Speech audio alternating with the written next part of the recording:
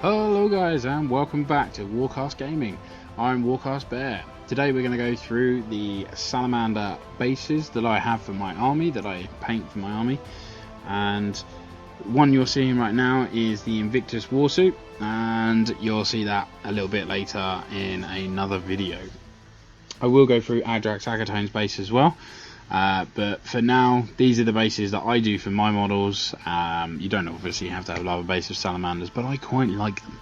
So, I will be using a very limited amount of paints because you don't need that many. But the most important thing is to make sure that with any base that you're going to do with any of the texture paints from Games Workshop is you undercoat the base because they need something to stick to.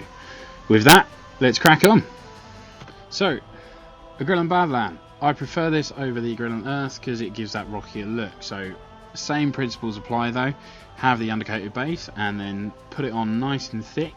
But with the Agrellan Badlands you can pick up nice little peaks and you can put little tiny rivers in where the lava flows could be as well.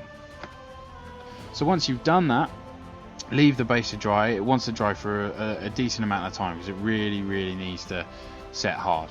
Once it's set, you'll get a really nice texture, and you'll find that there's lots of little cracks inside of it as the paint is split apart. Obviously that's what you're looking for, and then you'll get some nice little peaks and things like that. And then all you're going to do is completely paint the base in Chaos Black. Okay, so once the base is completely dry with the Chaos Black on top, what you're going to do is you're going to come in with your Mechanicus Standard Grey. Now, you're going to do a semi-heavy dry brush of that, at least that's what I do, and just get it dry brush all over the top and make sure that you get all the peaks and everything like that. Next up, I'm coming in with the Administratum Grey. I'm going to do a dry brush over the top of that. It doesn't need to be overly heavy, but you do need to get all the edges.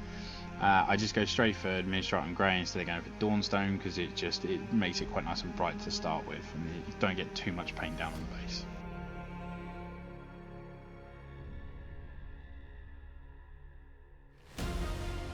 So after the Administratum, we're going in with Ulthuan Grey. I use the Ulthuan Grey because it's not quite white and it's not quite like a too darker grey, but it gives that nice sort of ashy peaks on top of the dry brush. So you don't want to do a heavy dry brush of this. It just needs to be light enough that it just skims over the top and just highlights it all the base. So once we're finished with highlighting the base and doing all the greys, now you're going to look for all the cracks in the base itself. So taking your corn red, just fill out little tiny cracks, fill out little pooled areas, things like that. Just make it look so it's got little lava runs and channels and things, and get the way that you want it to look. And once we've done that, we're going to go in with Troll Slayer Orange. Now you want to leave the outsides of the corn red showing in the craters or in the cracks and places, and just get the Troll Slayer Orange just going in the middle and everything, and that way it's starting to show the build up of the different heat levels that are in there.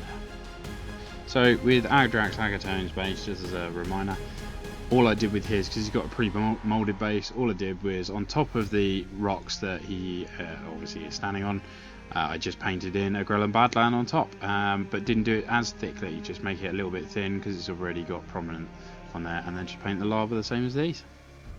So for a final highlight, we're just going to go in with Flashkit's Yellow. That's going to pick out the real hot areas. I like to make it quite prominent. It just stands out a lot more when you've got a green model on top. So the final thing I end up doing with the bases is I just put a colour rim around the edge of the base. Mine are always black. That's what I prefer. So yeah, and then that's done. And hopefully you guys have enjoyed the video. I'm enjoying making the videos.